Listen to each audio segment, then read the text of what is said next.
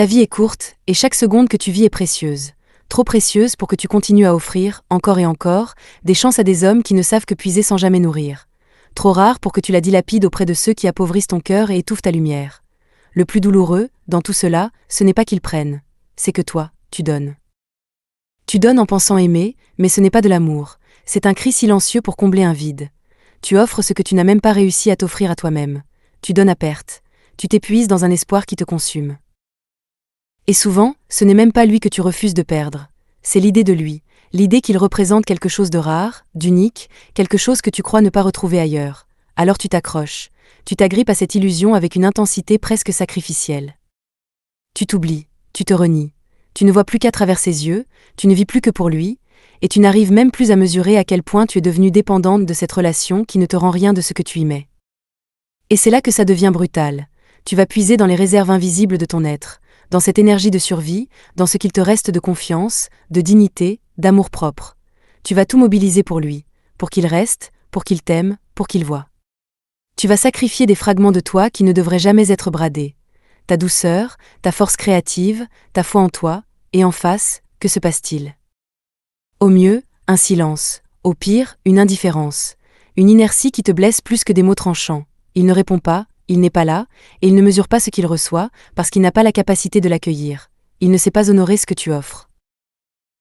Mais imagine un instant que tu sois nourri toi-même, que tu aies ce socle solide en toi, cette estime stable, cette sécurité intérieure. Imagine que tu possèdes ce qu'il faut pour donner, en surplus, pas en manque, et ce qu'il faut pour recevoir, sans te sentir coupable, ni illégitime.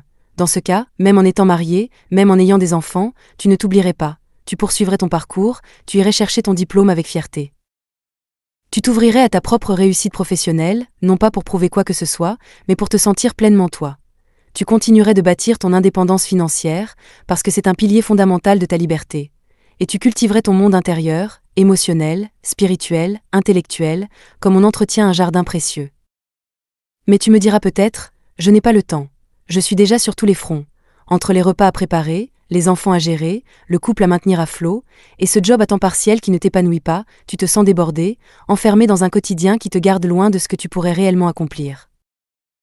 Et pourtant, ce n'est pas ton incapacité qui parle ici, c'est ton système de priorités, souvent dicté par des croyances limitantes. Je dois être une bonne compagne, je dois tout faire pour qu'il reste, je n'ai pas le droit de penser à moi, mais tu as le droit, tu as même le devoir de remettre ton énergie à sa juste place, en toi, parce qu'on ne bâtit rien de durable sur une femme qui s'oublie.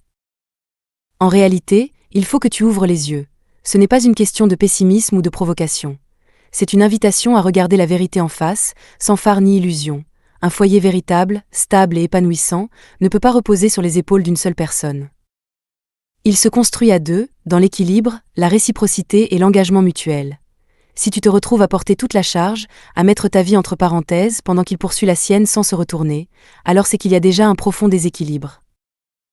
Un foyer n'est pas un champ de bataille où l'un s'efface pour que l'autre triomphe. Ce n'est pas une arène où ton sacrifice devient la monnaie d'échange de ses ambitions. S'il ne t'intègre pas pleinement dans sa vision, s'il t'applaudit mais ne t'accompagne pas, alors il ne construit pas avec toi, il construit pour lui et sur ton dos, en t'utilisant comme tremplin.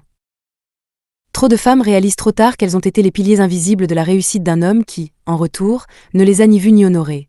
Elles s'aperçoivent, souvent au moment de la rupture ou du divorce, qu'elles ont tout donné à un homme qui les a laissées derrière, vides, amères, défavorisées émotionnellement, financièrement, et parfois même spirituellement.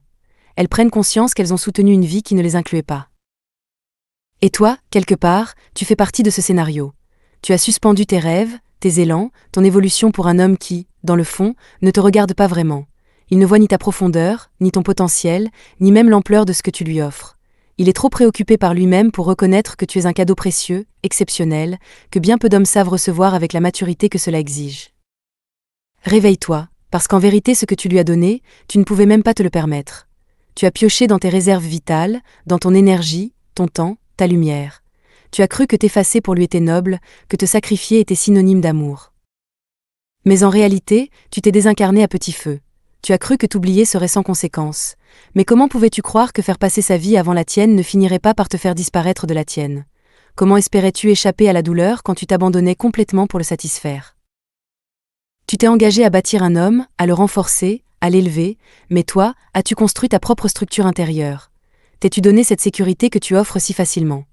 Tu as fait de lui ta priorité sans jamais te placer, toi, au cœur de ta propre vie. Tu parles de loyauté, de soutien, d'amour inconditionnel, mais envers toi-même, où sont-ils ces mots?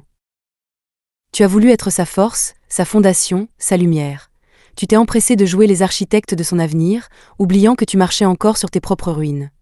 Tu as consolidé sa colonne vertébrale alors que la tienne est quasi inexistante. Tu t'es positionné dans sa trajectoire, fier d'en faire partie, sans te demander s'il avait même l'intention de marcher à tes côtés. Il est temps que tu cesses de t'offrir à des hommes qui ne sont pas capables de porter ton cœur avec respect. Tu dois arrêter de donner ce que tu n'as pas encore semé en toi. Tu ne peux pas continuer à construire chez l'autre quand tu n'as pas bâti chez toi. Une femme intelligente, une femme sage, ne s'oublie pas pour aimer. Elle s'honore d'abord, elle se choisit, elle se solidifie. Et ce n'est qu'à partir de là qu'elle peut aimer avec force, avec justesse, sans se perdre. Cette vidéo te parle peut-être, n'hésite pas à me le dire en commentaire. Le contenu t'a plu, alors abonne-toi, mets un pouce bleu et active la cloche des notifications pour ne rien rater. Merci, et prends bien soin de toi.